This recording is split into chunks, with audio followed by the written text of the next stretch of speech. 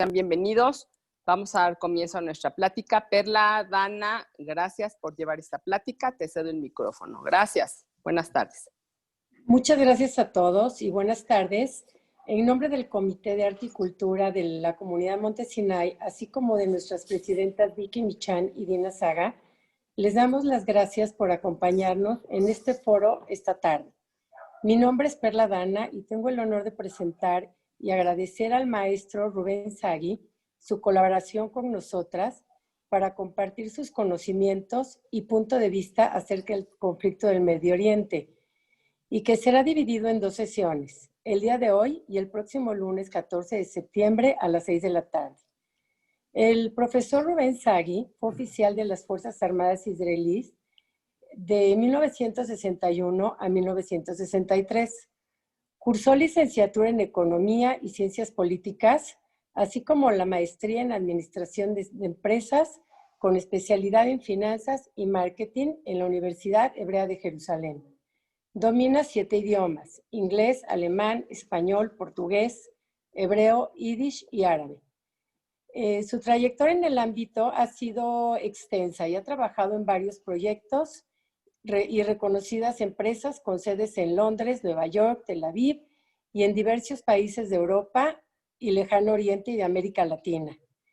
De 2017 a 2020 funge como presidente de Scala International, Organización Internacional para el Fomento del Turismo Mundial. Rubén, te damos la bienvenida y es un honor tenerte entre nosotros en esta tarde. El micrófono es tuyo. Muy bien. Pues buenas tardes a todos, bienvenidos. Hoy vamos a tratar un tema fascinante, muy importante, y son los conflictos en Medio Oriente. Yo espero que después de esta hora que vamos a hablar, van a entender un poquito más, no solamente lo que pasa, no solamente los que nos dan los medios de comunicación, los periódicos, la televisión, etcétera, sino vamos a entender por qué pasa todo eso. Porque normalmente te dan los hechos sin explicarte por qué. Esa es una observación. La segunda observación, yo quisiera que en la próxima hora olvídense de todos nuestros valores occidentales, de toda nuestra cultura occidental, de todo lo que aprendimos hasta hoy en día, y traten de sumergerse en el ambiente que les voy a describir, el ambiente de la cultura tribal. Porque esta cultura tribal es muy diferente a la nuestra. Y si alguien quiere analizar una otra cultura con las herramientas que nos dieron en nuestra cultura, nunca jamás va a entender la otra cultura. Hay que tratar de pensar en términos de la otra cultura y entender lo que ellos piensan. Entonces, lo vamos a ver a continuación. Entonces, abróchense los cinturones de seguridad y vamos a volar hacia Medio Oriente. Empecemos. Les voy a compartir. Ay, otra vez me desapareció la...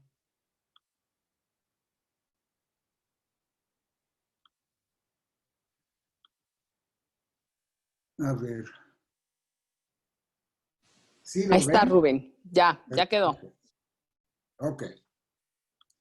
Vamos a empezar y les voy a enseñar el mapa del Medio Oriente. Solamente quiero hacer aquí para ver yo también. Así. Perdón.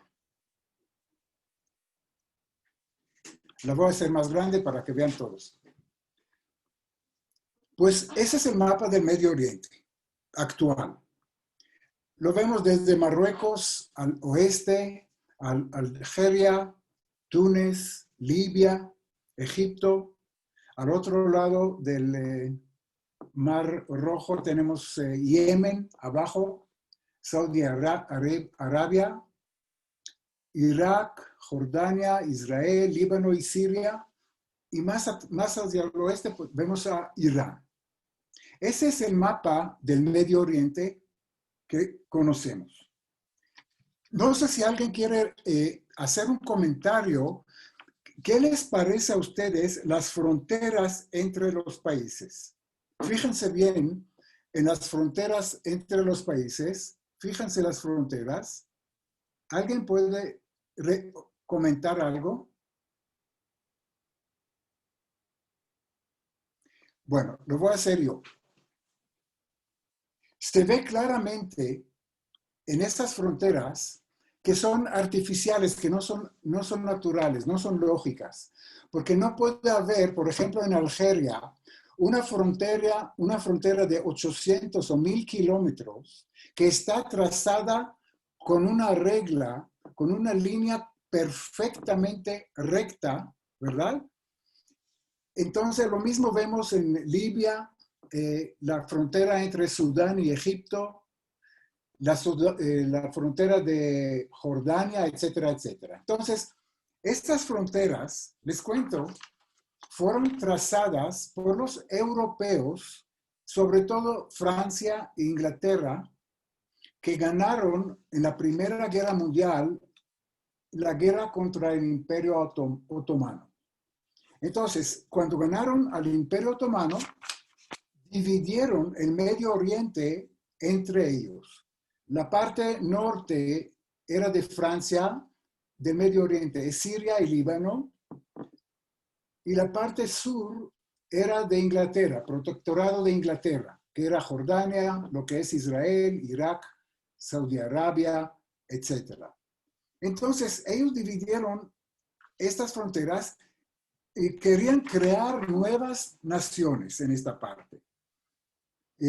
Pero con hacer eso, al trazar una línea tan recta, separaron y dividieron grupos homogéneos, por un lado, y por el otro lado, aglomeraron grupos que no tienen nada que ver uno con el otro. Ahora, vamos a ver las consecuencias de esto después.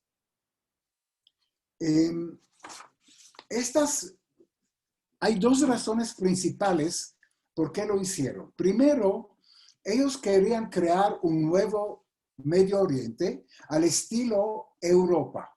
Ustedes saben que Europa también era un feudalismo en la Edad Media, no había países nacionales, se pelearon cada tribu, cada feudal se peleó con el otro, hasta que surgió la idea de nacionalismo y se formaron países como Italia, como Alemania, etcétera, etcétera. Entonces, con esta idea occidental del nacionalismo, ellos querían crear naciones en Medio Oriente. Eso es uno. La segunda razón era una razón muy egoísta para servir sus intereses como ganadores de la Primera Guerra Mundial. Y les quiero dar dos ejemplos nada más. Uno, ustedes ven aquí Egipto, ¿verdad? Y aquí ven la península de Sinaí. ¿La ven? Bueno, les voy a hacer otra vez grande para que se vea mejor. Los ingleses insistieron en anexar la península de Sinaí a Egipto, a pesar que en la península de Sinaí viven beduinos, gente nómada, sin educación en esta época, gente que habla otro acento del idioma árabe. En otras palabras, gente que no tiene nada, población que no tiene nada que ver con los campesinos egipcios que viven en la delta del río Nilo, que eran agricultores desde hace muchas generaciones por la tierra tan fértil de la delta de Egipto. Entonces, cogieron dos poblaciones que no tienen nada que ver una a la otra. Además, los campesinos egipcios desprecian a los nómadas beduinos. Les ven desde arriba, porque son gente que no está educada, los nómadas, no tienen escuelas, pasan viviendo de un lado a otro. Entonces, pero sí, los ingleses querían agregar esta península tan grande a Egipto. ¿Y alguien me puede decir por qué? Les voy a decir yo. Les voy a hacer otra vez pequeño. Mira, entre la península de Sinaí está el Mar Rojo y aquí hay un canal que se llama el Canal de Suez. El Suez. Exactamente. Entonces, el Canal de Suez era un canal muy importante para los ingleses, porque a través de esta vía marítima pasaron todos sus barcos y todo su comercio con India, con China, con todo lo que era Asia. Entonces, para ellos, el canal era muy importante. Ahora, al anexar toda la península tan grande, Sinaí, a Egipto, el canal está protegido, porque entre, por ejemplo, Israel o Jordania, lo que ven acá en otro color, y el canal hay una superficie enorme de una media isla o una península, que es la península de Sinaí. Entonces lo hicieron para proteger su canal, sin considerar la actualidad, la realidad socioeconómica de estas personas. Le voy a dar otro ejemplo y con eso vamos a avanzar. Irak.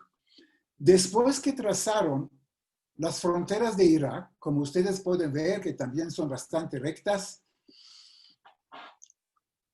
había estudios geológicos que señalaban que al norte de Irak, entre Basra y Mosul, puede haber, en esta época puede haber petróleo. Entonces los ingleses astutos, eso era 6 meses después de una convención que se llamaba San Remo, donde trazaron las fronteras nuevas del Medio Oriente. Entonces, después de 6 años, cuando aparecieron esos estudios geológicos, los ingleses astutos inmediatamente sacaron sus reglas perfectas y desplazaron la frontera de Irak 100 kilómetros al norte, como ustedes la ven hoy en día. Era 100 kilómetros más al sur. ¿Por qué lo hicieron? Porque para incluir toda la zona entre Mosul y Basra, que es la zona petrolera de Irak, y tenían mucha razón. Ahí existen ahora todos los yacimientos de Irak que sabían. Entonces, para resumir, por la idea del nacionalismo, para crear nuevas naciones que tienen símbolos, como bandera, como el himno, como un pasaporte común de los poblados, una moneda común, una bandera, un ejército, policía, constitución, etcétera, etcétera. Entonces, eso era el sueño que todas estas tribus que en estas zonas se van a aglomerar y van a formar un país nacionalista estilo europeo. Y por otro lado, sirvieron sus intereses egoístas como vencedores de la Primera Guerra Mundial. Entonces, estos países, le digo, están aglomerando muchas tribus diferentes, muchos grupos étnicos que son completamente distintos, a veces no hablan el mismo idioma, muchas religiones también diferentes y también muchas sectas de la misma religión. Por ejemplo, de la religión musulmana hay chiitas, hay sunitas, hay salafis, hay muchos. Entonces, ellos aglomeraron en esos países como una Torre de Babel todos estos grupos. Y tenían la esperanza que después de muchos años, todos estos grupos que odian a uno a otro y que pelean uno con el otro durante miles de años, van a sentar alrededor de una hoguera y cantar Kumbaya. Y la paz y la tranquilidad va a llegar.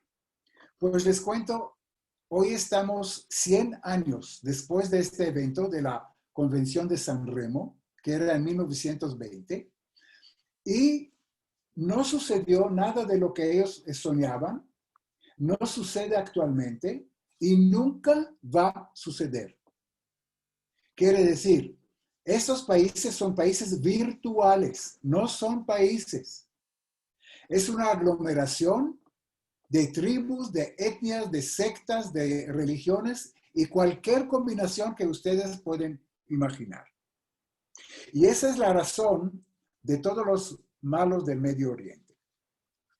Ahora quiero mostrarles el mapa verdadero del Medio Oriente. No la ficción utopía de los europeos que ganaron la guerra, sino la realidad. Y esta es la realidad.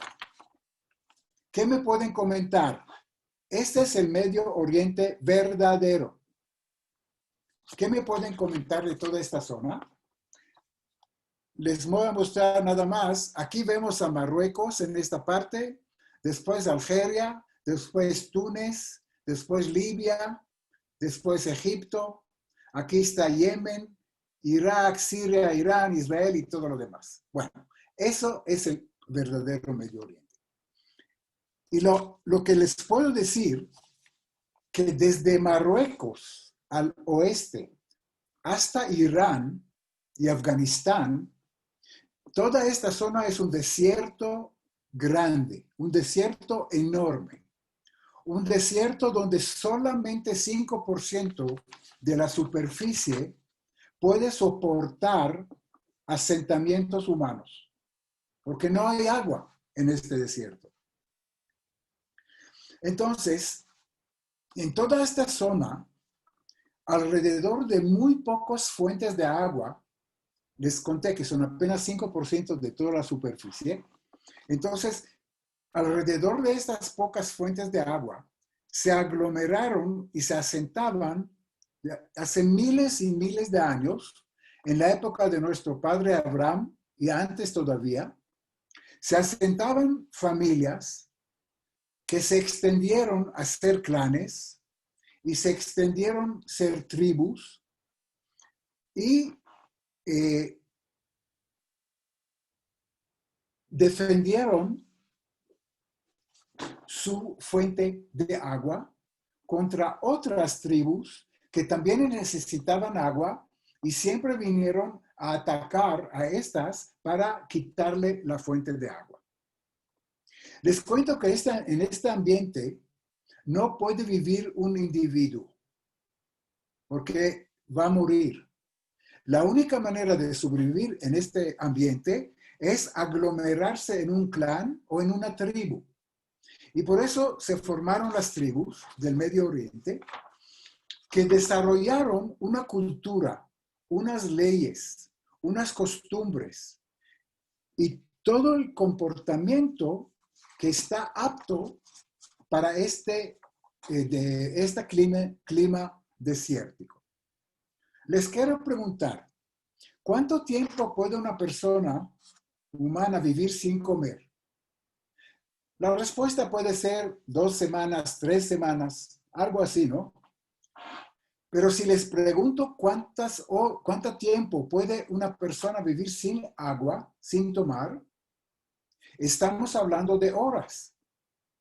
1 día, 2 días, tal vez 3 días. Pero claro que no va a sobrevivir en este clima, en este desierto, sin tomar agua. Entonces, por aquí es la importancia del agua del Medio Oriente y por aquí es la importancia de la constante pelea y riñas y luchas entre las diferentes tribus de esta zona. Entonces, quiero entrar en un capítulo para explicarles algunas de las normas y costumbres de esta cultura. Entonces ya dijimos que tienen algunas normas muy diferentes a las normas que tenemos nosotros.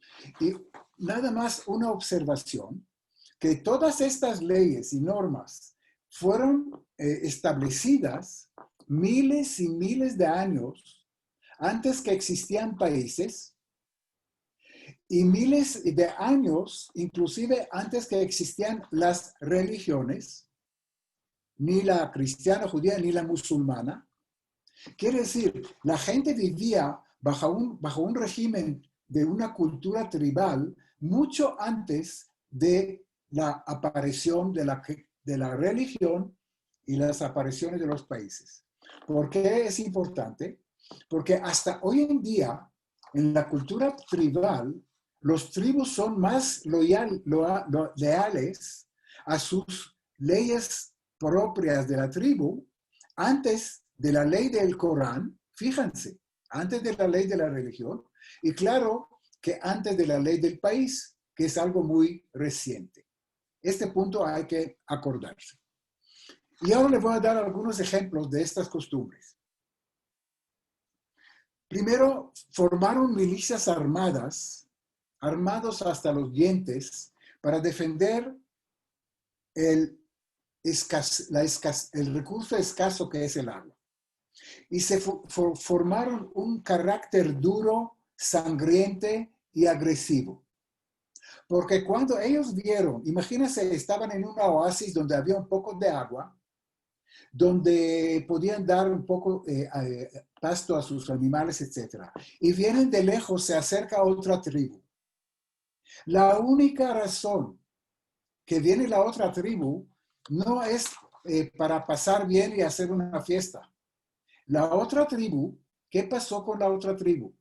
La tribu aumentó de número de personas y la fuente de agua que tenían ya no era suficiente. Entonces, para subsistir, fueron a buscar otras tribus. ¿Para qué? Para matarlas, para eliminarlas, para quitarlas el agua. La única razón. Entonces, por eso, tenían un carácter tan sangriento, tan agresivo, y se armaron hasta los dientes. Les voy a contar un dicho, un refrán que cuentan en Medio Oriente, que es muy, muy típico. Aquí no lo vamos a entender, pero les voy a explicar.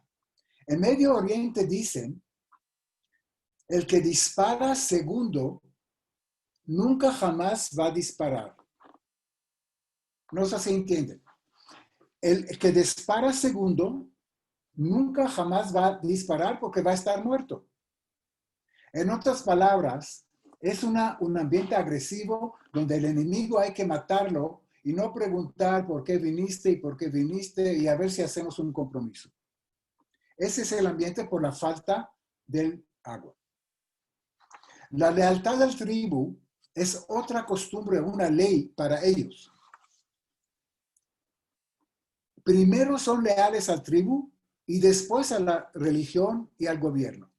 Hay muchos ejemplos donde gente de una tribu asesinó a propósito o por equivocación a una persona. Y viene la policía del país donde viven buscando al asesino. La obligación de toda y cada una de las personas de la tribu es esconder al asesino. La obligación. Esa es una ley. Y así se portan todavía. ¿Por qué? Porque la lealtad al tribu es un valor supremo. Sin lealtad al tribu no podían subsistir en esta zona tan hostil. Otra costumbre que quisiera describirles es la venganza de sangre. Me imagino que ustedes la escucharon.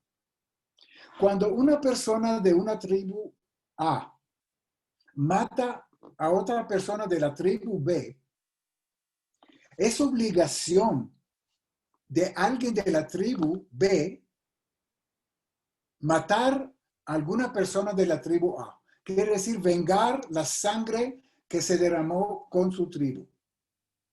Pero más que eso, él puede ir 5 generaciones hacia atrás o hacia arriba.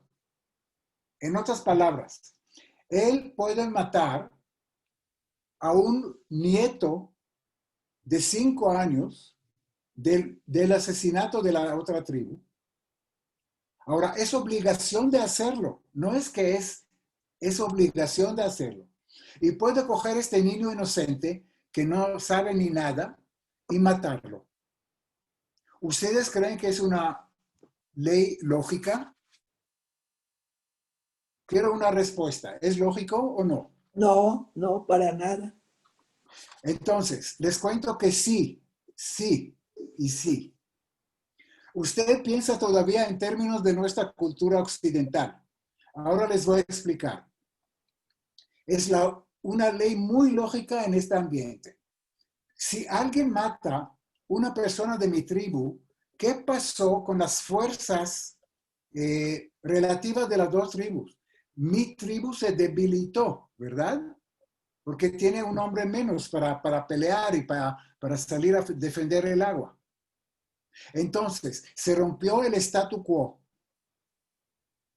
Y mi tribu, si no va a reaccionar y matar de la otra tribu una persona también, para mantener el equilibrio, estoy condenando a mi tribu de desaparecer. Estoy condenando a mi tribu de no seguir viviendo. Entonces, ustedes no se imaginan este tipo de ambiente, pero en este ambiente es muy lógico mantener el equilibrio entre las tribus y no dejarse debilitar. Espero que esté claro. Pero es muy de contraste a nuestra cultura occidental. Por eso le dije, olvídense de nuestra cultura en este momento. Le voy a dar otro ejemplo. Otra ley muy, muy famosa es el honor de la familia. No sé si escucharon. La honor de la familia que fue destrozado por una mujer que no se portó muy bien, se puede lavar solamente con la sangre de su vena del cuello. Le llaman Ras el-Ar. Ras el-Ar. Ese es el lavado de la vergüenza con la sangre. Y hasta hoy en día, en Medio Oriente, matan muchísimas jovencitas y mujeres casadas y de toda clase de mujeres que no se portaban muy bien. Porque es obligación de su papá, no es derecho, es obligación. Y si el papá no vive, es obligación de su hermano. Y si no tiene hermano, es obligación del primo. El primero y después el segundo y después el tercero. En otras palabras, es obligación de lavar la vergüenza de la tribu con la sangre de la mujer que cometió este crimen. Les quiero mostrar un video que es tremendo. Espero que si alguien no lo puede ver, que cierre los ojos. Mira, en Saudi Arabia, una princesa, una hija del rey, tenía un amorío con su chofer. En otras palabras, llevó vergüenza a la familia, ¿verdad? Y vean lo que pasó aquí con esta pareja. Primero cogieron el hombre, el chofer, le pusieron en la plaza principal de la ciudad para castigarlo. Y ahora van a ver cuál sea su castigo. Este pobre hombre perdió la conexión entre su cabeza y sus hombros. Mira, lo degollaron. ¿Ok? Algo terrible. Ahora, aquí les voy a mostrar algo más. Ese es el cuerpo ya sin cabeza de la princesa en negro y del chofer en blanco. Y lo están llevando en una camioneta para enterrar.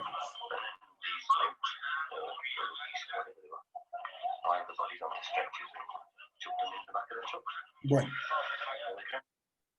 ¿A la mujer también le quitaron la cabeza? sí, claro. Y la mujer era princesa, era la hija del rey, no era cualquiera. ¿Y dónde lo hicieron? En la plaza pública. Había gente alrededor mirando y todos aceptan que la mujer que hirió al honor de su familia, ese es su destino. Entonces, eso sucede en Medio Oriente, aunque no lo crean. Bueno. Les voy a dar otro ejemplo de otra costumbre y con esto vamos a terminar esta parte, que la protección a los miembros de la tribu, ya lo dijimos prácticamente.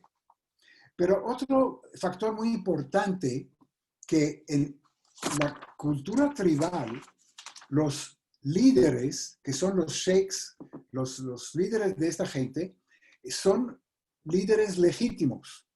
El pueblo les acepta. Son dictadores, son familias que están allá durante los últimos 200 años, que la manera de sucesión es hereditaria, como en Saudi Arabia, Arabia Saudita, hay un rey y el hijo de él y el hijo de él sí pasan a ser reyes después. Pero a pesar que no son democracia, son legítimos. Los líderes están aceptados por el pueblo. Y estos son líderes que no se eligen cada 4 años, como en nuestra democracia. En nuestra democracia cambiamos los líderes cada 4 o 6 años. Y estos líderes que preocupan es su bien. Lo que se preocupan es primero ellos y después el pueblo. Eso no pasa tanto allá. Allá el líder es el legítimo. Hay un acto muy simbólico, pero que le muestra toda esta cultura. Cuando hay escasez de comida en alguna de esta tribu, el sheikh de la tribu come al último. Primero se sientan a comer todos los miembros de la tribu y después, si queda comida, él come.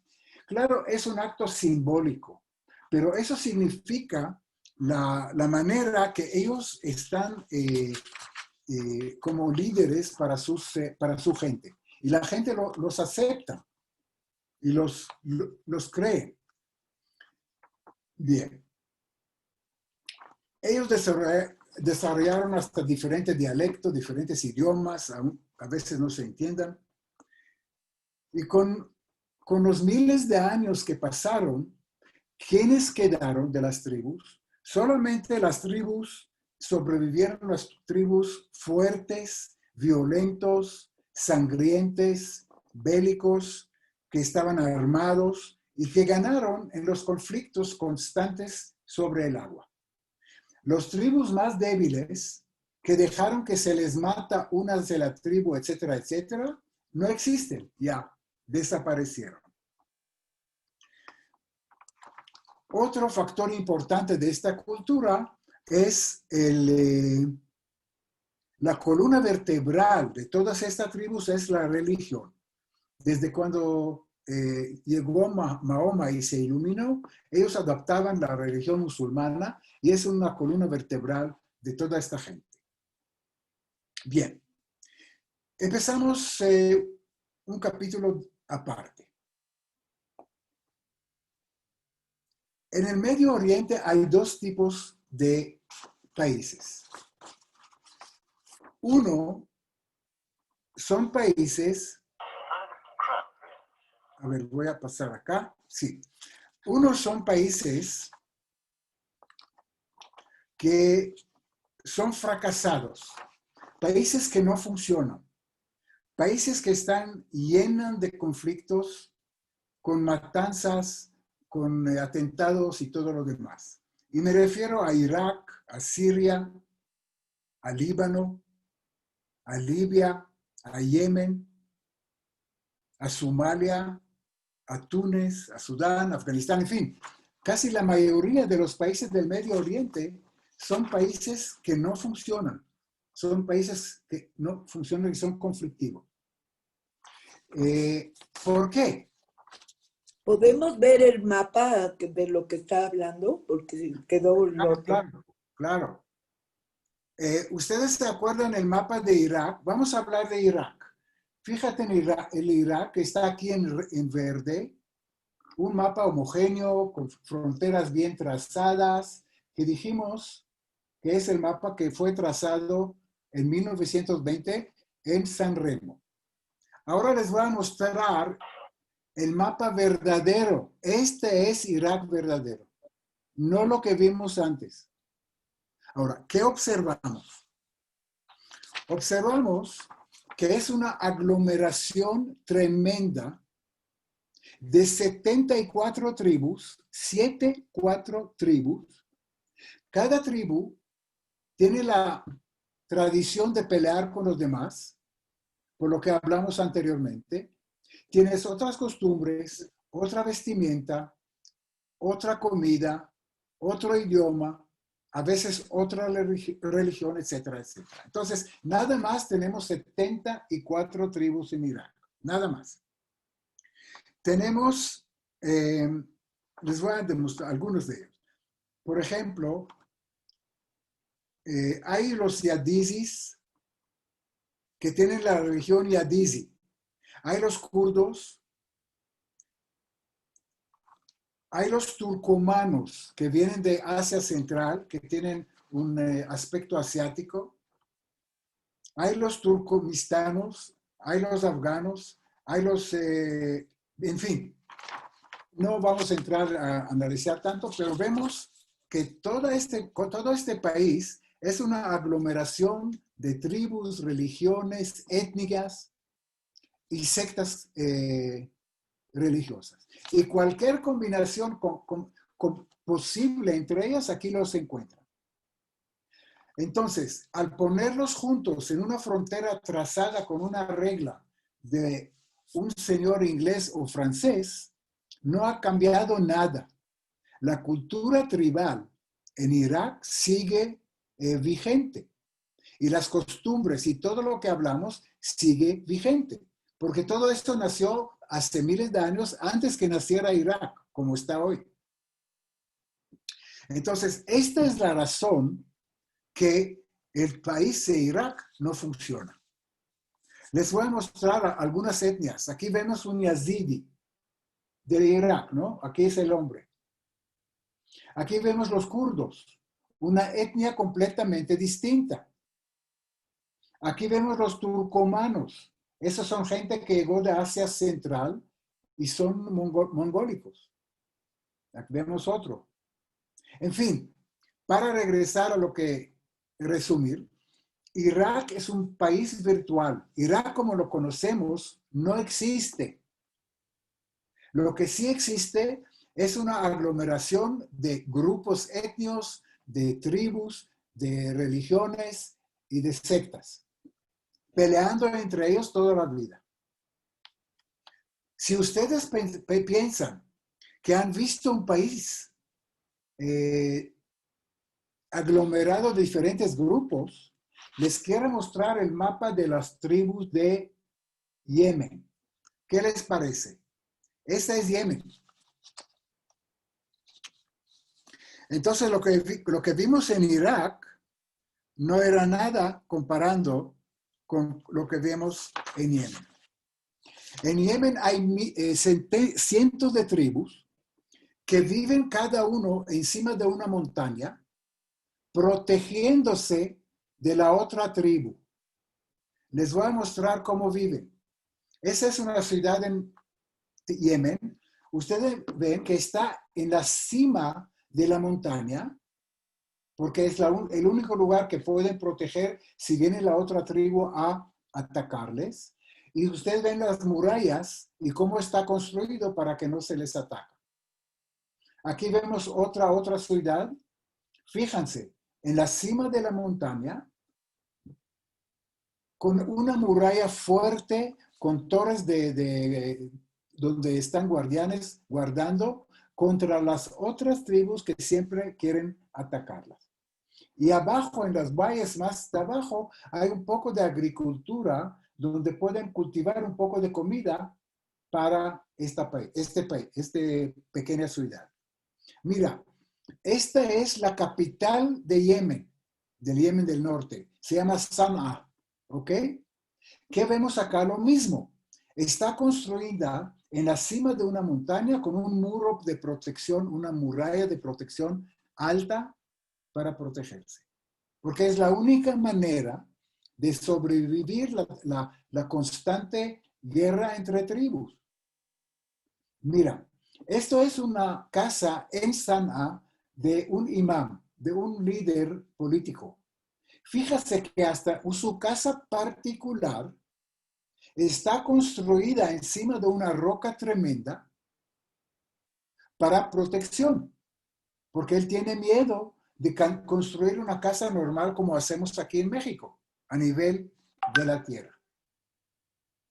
Entonces, aquí vemos Yemen, vuelvo al mapa, que está lleno de tribus y está lleno de conflictos y no es un país. Cuando usted dice que Yemen, el país de Yemen no existe, es un país virtual, no existe. Y ahora podemos entender por qué Irán está apoyando a los Houthis, que son los terroristas de Yemen, y Arabia Saudita están apoyando al gobierno.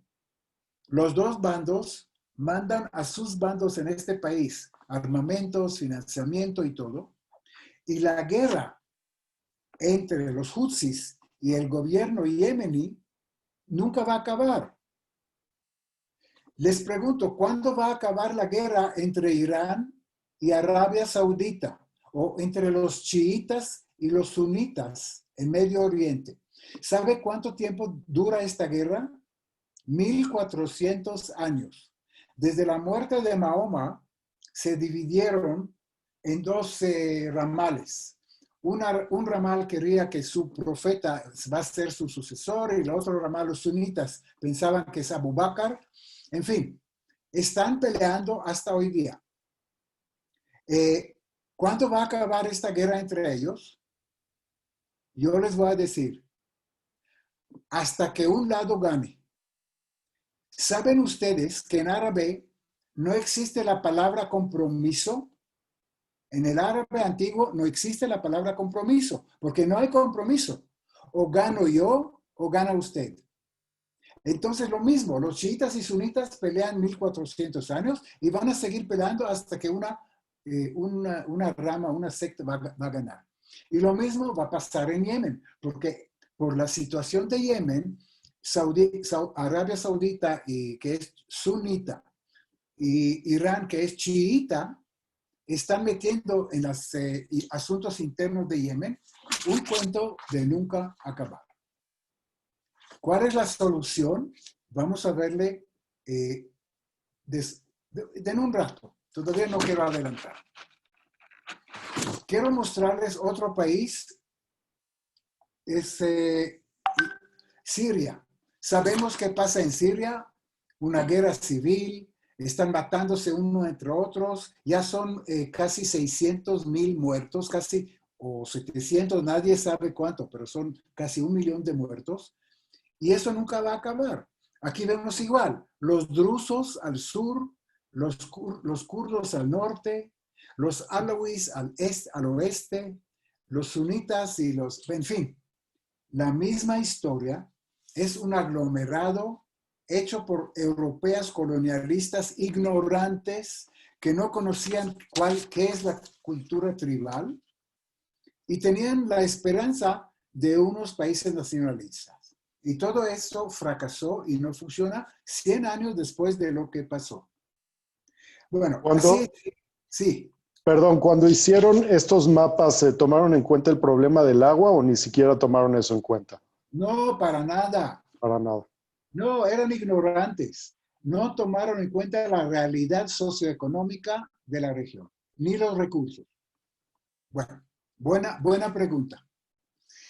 Aquí tenemos la familia, no vamos a entrar a Siria, pero es otro ejemplo clásico de un país que no funciona, un país fracasado.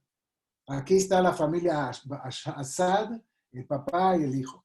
Bueno, miran Afganistán. O sea, Afganistán sale en las noticias también mucho, todos los días. ¿Por qué? Porque fíjate la cantidad de tribus que tiene. Tienen los pashtuns, los tajiks, los atura, los uzbekis, los turcomanos, los baluchis, etcétera, etcétera, etcétera. Entonces, ese es el mapa de los grupos étnicos. Si metemos acá la religión, se va a dividir todavía más. Bueno, esos son Libia igual, con Muammar Gaddafi. Bueno, no vamos a entrar a eso. Irán mismo está fraccionada, no es un país homogéneo y este país tiene muchos problemas internos, lo sabemos. Por falta de tiempo no voy a analizar aquí ven otro mapa de Irán. Fíjense. No vamos a entrar a eso y vamos a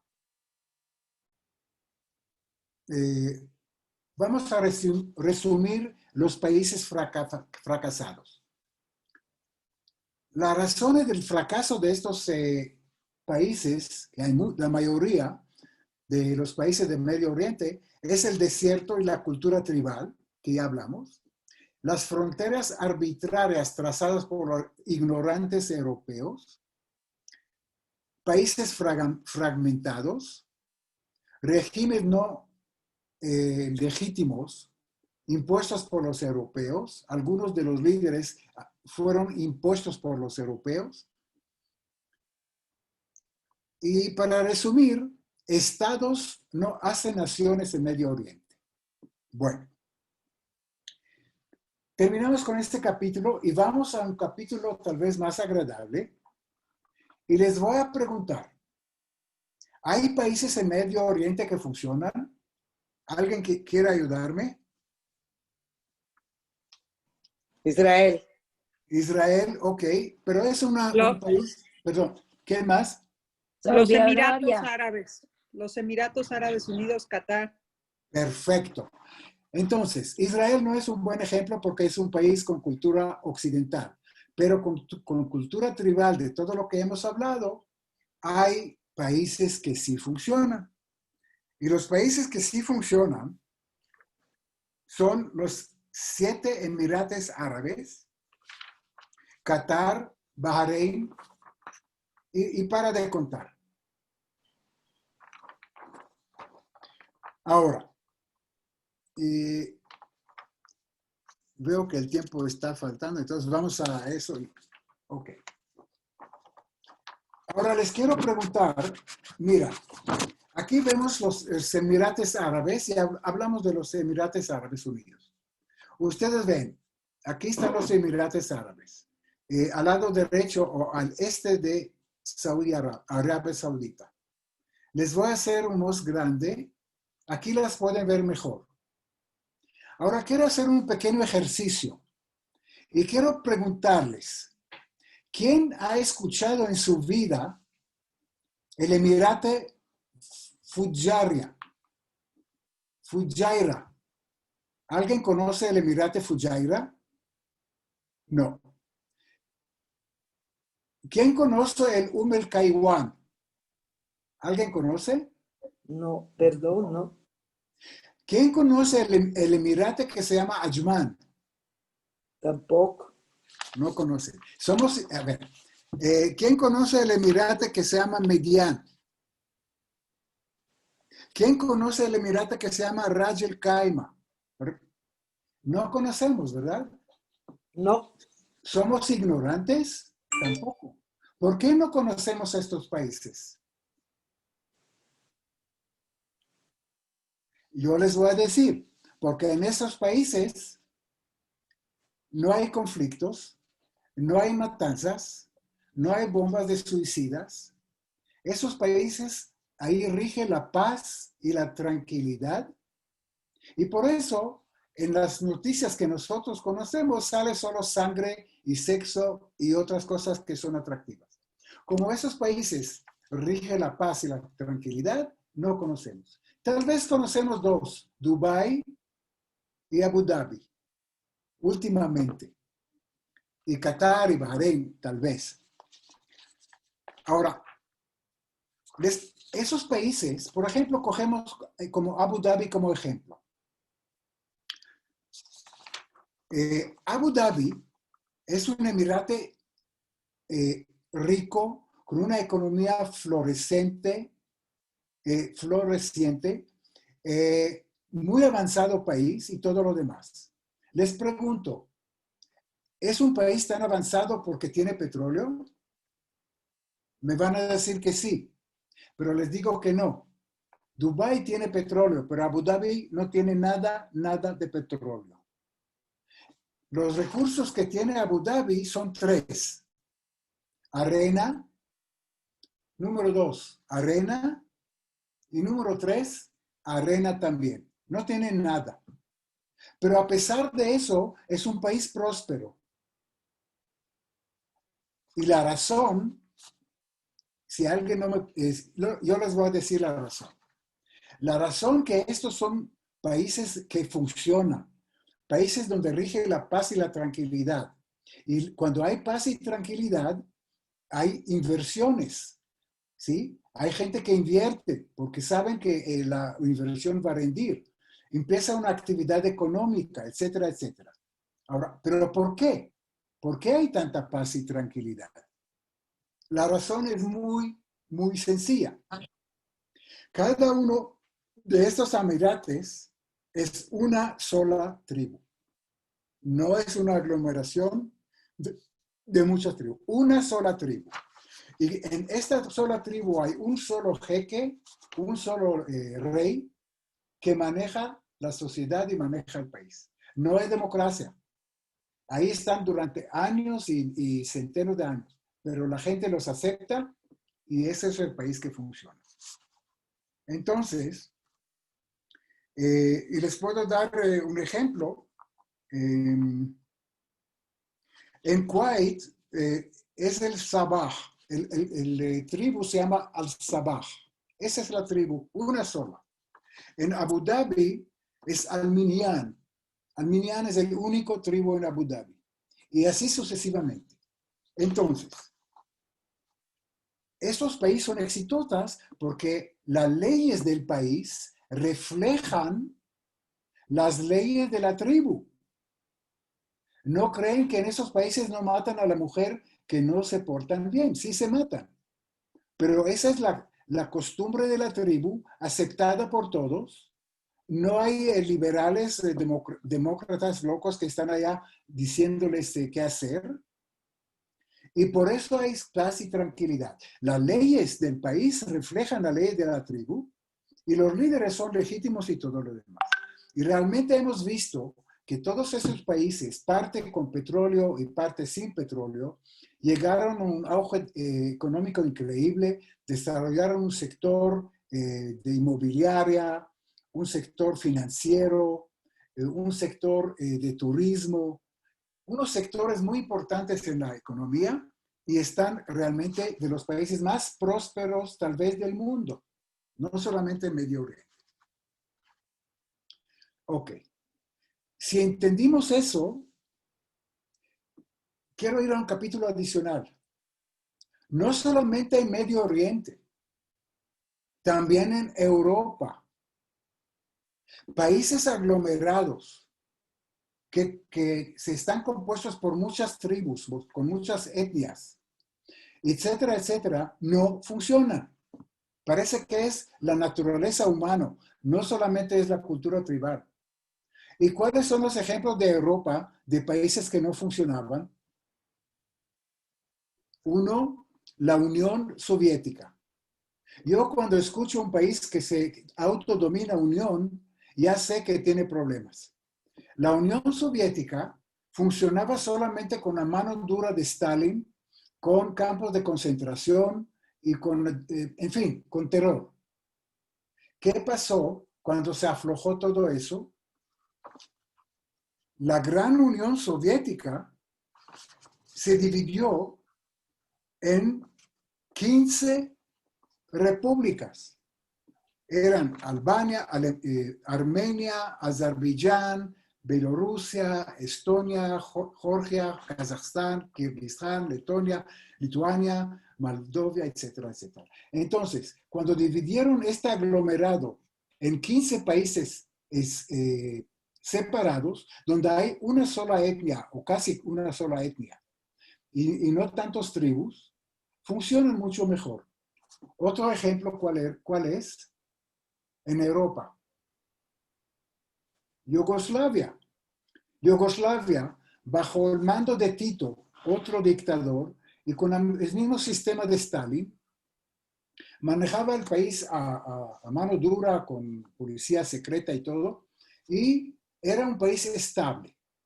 ¿Qué pasó cuando murió Tito? Las diferentes etnias, cristianos, musulmanos, etcétera, etcétera, empezaron a pelear. Acuérdense de Serbia. Había una matanza de los cristianos mataron musulmanos. Querían hacer una limpieza etnia, ¿verdad? Entonces, ¿cuál era la solución de Yugoslavia? Dividirla en 7 países independientes. Bosnia-Herzegovina, Croacia, Kosovo, Montenegro, Macedonia, Serbia y Eslovenia. En otras palabras, todo lo que hemos dicho, que países heterogéneos no funcionan muy bien, no solamente sucedió en Medio Oriente, también sucede en Europa. Más que esto, le voy a dar un ejemplo para comprobar mi tesis. ¿Cuál es el país europeo de los pocos que después de dividirlo tampoco funciona? Parte de la Unión Soviética. Pues hay un país que era parte de la Unión Soviética, que es, ahí se me fue el nombre ahora, Ucrania. ¿Qué pasa en Ucrania? Ucrania es un país que no funciona tan bien. Acuérdense los rusos que entraron, la anexación de Crimea y todo lo demás. ¿Por qué? Porque dejaron este país con 2 etnias importantes. Uno, los originales de Ucrania, los ucranianos, y también la mitad de la población casi son rusos. Entonces, cuando hay 2 etnias, el país que es Rusia puede meterse en los asuntos internos de Ucrania y armar líos y problemas, y otra vez el país no es estable. Igual como los saudíes y los iraníes se meten en Yemen, Rusia se metió en Ucrania. Y eso solamente para comprobar la tesis, que un país que tiene muchas etnias no funciona tan bien. Bien, les cuento como último que en Europa soplan vientos de separación muy, muy fuertes. ¿En qué países? España. España. España. Cataluña quiere separarse de España. ¿Por qué? Es otra tribu, es otra etnia. Y no se siente bien con España. ¿Dónde más? En Reino Unido. Otra vez. Ahí están los irlandeses. ¿Cómo? Y los irlandeses y los escoceses. Exactamente, los irlandeses. En Bélgica hay gente que quiere separarse las 3 etnias. Y hasta en Francia, la población de la isla Córcega, donde murió Napoleón, que quieren independencia. Bueno, entonces, para resumir, les puedo decir que el asunto de aglomerar muchas etnias y religiones en un solo país no funciona bien, porque parece que el ser humano se siente mejor con los suyos. Los árabes del Medio Oriente dicen mushmina. Mushmina en árabe no son de nosotros. Quiere decir, no quieren saber de ellos, no quieren vivir con ellos por diferentes... Entonces, por el tiempo, ya pasó 1 hora, yo creo que paramos acá para algunas preguntas y comentarios. nada más quiero decirles que la próxima semana vamos a analizar a Jerusalén en términos del Islam. Y también vamos a analizar, Oye, ya quité el... vamos a analizar el término de la paz. ¿Qué significa la paz para Islam? No es lo que nosotros pensamos. Voy a dejar, ahora podemos vernos todos. Rubén, tenemos aquí dos preguntas. Una de David, que pregunta, ¿estas tribus de las que hablan son los califatos? ¿Son qué? Califatos. No. No. El califato, mira, y esa es vamos a tener otra plática sobre la paz con Israel. Mira, los tribus no son califatos. Califato, es tan complicado, pero le voy a decir en 2 palabras. Es un sueño de regresar el imperio musulmán otomano en todo Medio Oriente y tal vez en todo el mundo. Entonces, ISIS, que es ISIS, ¿se acuerdan? El grupo terrorista ISIS. El líder de él, que se llamaba Abu Bakr. ¿Por qué se denominaba Abu Bakr? Porque era el primer califato, jalifa, después de Mahoma. Entonces, él quería restablecer el califato árabe, pero no tiene nada que ver con tribus. Él quería aglomerar adentro algunas tribus y matar y eliminar a todos los que son infieles. Pero califato no es tribu. Ok, tenemos otra pregunta. Un segundo. ¿Se consideran estas tribus musulmanas? Esta pregunta la hace Linda. ¿Esas tribus musulmanas qué? Que se consideran estas tribus musulmanas. Sí, claro. Todos son musulmanes. Hay pequeñas excepciones. Por ejemplo, en el Líbano, los drusos no son musulmanes. Tienen otra religión. Pero son muy, muy pocas las excepciones. La mayoría de todo lo que hablamos, la gran mayoría, son musulmanes. Sí. ¿Alguna otra pregunta que tengan? Yo sí. Adelante, por favor.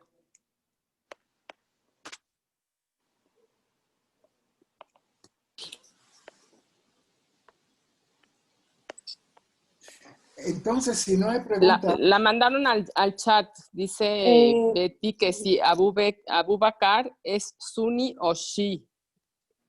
Excelente pregunta. No es suní, ni es chiita, es alauita. Ahora, le cuento en 2 palabras que los alauitas, para los musulmanes, todos los musulmanes, chiitas, sunitas y todos, son infieles como nosotros judíos y como los cristianos. ¿Por qué? Porque los alauitas tienen en sus mezquitas 2 palomitas blancas como signo de paz o símbolo de paz. Ahora, no puede haber una ofensa más grande a un musulmán de meter un animal a la mezquita. No puede haber una ofensa más grande. Entonces, de punto de vista de los sunitas, los alauitas, que es Bashar, es un infiel. Y por eso el pueblo nunca lo va a aceptar como líder legítimo. Y te digo otra cosa. Los alauitas en Siria son apenas el 10-12% de la población. Pero los franceses les pusieron encima, también por ignorancia, como líder, porque protegía sus intereses. Pero era un líder no legítimo por toda la población musulmana de su país. Y por eso Siria está como está. Una pregunta sobre las tribus, cuando ellas luchaban unas con las otras, ¿había en algún momento en la que la tribu que ganaba absorbía o mataba una tribu a la otra tribu? Es lógico, mira, cuando yo tengo una cantidad definida y pequeña de agua, ¿yo puedo absorber más gente? No. Nunca, porque no hay Sí. agua. Lo mataron uno por uno, niños, etcétera, etcétera. Y cuando les voy a decir otra cosa, cuando más pequeña la tribu, era más agresiva y más violenta. ¿Por qué? Porque la tribu pequeña fue atacada más fácil por tribus más grandes. Entonces, imagínense, una tribu más débil, la única manera de defenderse es ser que muy agresiva. Claro. Les voy a dar un ejemplo. Había una tribu en Libia que se llamaba Gaddaf al-Dam. ¿Les suena el nombre de Gaddaf al-Dam? Gaddafi. De Gaddafi, sí.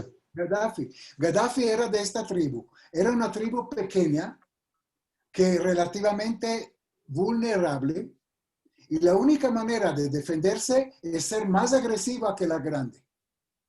Ahora, nunca puedes absorber más gente por la falta de agua. Gracias. Una pregunta, por Perla. favor. Quería preguntar si Bashar al-Assad entonces es alawita y no lo aceptan ni Sunni ni Shi'i. Entonces es muy odiado por todos los países árabes. Claro, correcto. Bashar al-Assad es muy odiado, sí. Estaba puesto por los europeos como algo que no es parte de una cultura tribal como debe de ser. Sí, pero ¿por qué no lo quitan? Irán Porque, tiene. porque Irán lo ayuda. Sí. Porque lo vamos a hablar en otras conferencias. Irán apoya a Bashar al-Assad porque Irán es enemigo de muerte de Israel. Irán, para llegar a Israel, tiene que pasar por primero Irak, después Jordania y después llegar a Israel. Una distancia de más de 1000 kilómetros. Entonces, la táctica de Irán es plantar proxies, que son En Siria. que les apoya en países que tienen frontera común con Israel. Uno de ellos es Siria. Entonces, al apoyar Bashar al-Assad, y si Bashar al-Assad le va a tener acceso a su país, lo que está haciendo, se meten en Siria con bases militares, ya tienen una frontera común con Israel y la pueden atacar más fácil. Sí, sí. Lo mismo en Líbano con Hezbollah. Entonces, mira qué complicado es el Medio Oriente. Los iraníes que son chiitas apoyan un alawita que no tiene nada que ver. ¿Por qué? Por intereses geopolíticos. Sí. Ok. Gracias.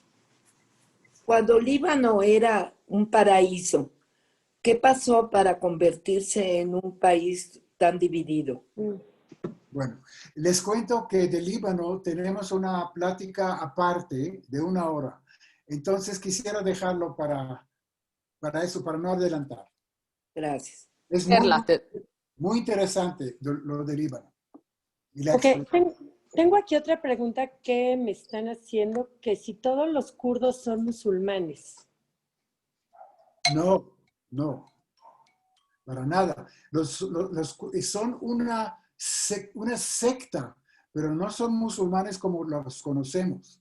Y es otra secta. Esta gente viene de Asia Central, de Turquía, de Anatolia.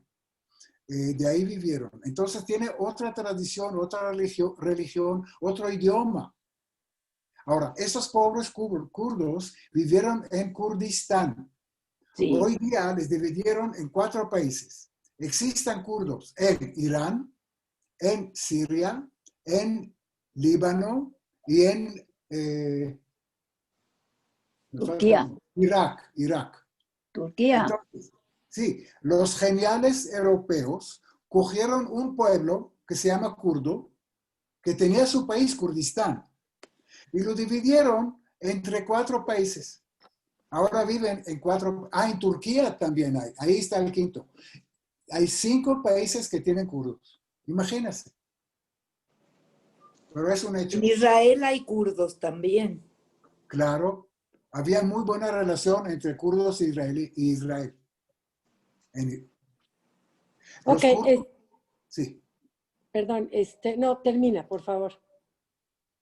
No, nada más le digo que había una época que Israel tenía excelente relación con los kurdos de Irak y compró petróleo de los kurdos. Ahora, era tanto el país de Irak que cualquier soldado iraquí que se acercó a la zona norte para controlar a los kurdos que vendieron el petróleo sin dar nada al gobierno iraquí, tenía un peligro muy grande de perder la conexión entre su cabeza y los hombros. Por eso no se acercaron al norte. Ok, bueno, pues tenemos muchos agradecimientos, muchas felicitaciones y a nosotros no nos queda más que decirte que es un privilegio para nosotros contar otra vez más contigo, con tus conocimientos y bueno, pues es un tema muy apasionante y creo que pocas personas lo pueden transmitir como lo haces tú. Muchísimas gracias y les recordamos que la próxima semana tenemos la segunda parte a las 6 de la tarde. Igual les mandaremos, les haremos llegar el link para que nos hagan todos favor de conectarse. Vicky, te dejo el micrófono. Muchas gracias. Rubén, de verdad nada más me queda agradecerte, compartir tanto conocimiento con nosotros y nuevamente es un placer volverte a tenerte en Arte y Cultura Montesinay. Para nosotros es un gran placer escucharte.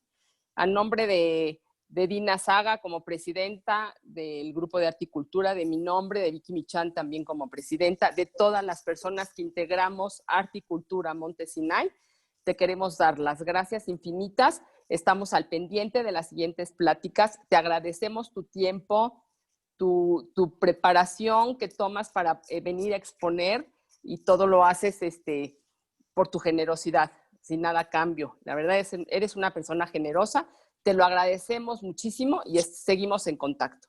Gracias a todos por estar con nosotros y por acompañarnos. Gracias. Buenas noches y estamos en contacto. Gracias. Buenas noches Gracias. a todos. Ustedes. Rubén, Felicidades. te quedas un poquito, Rubén y Perla, nada más nos quedamos.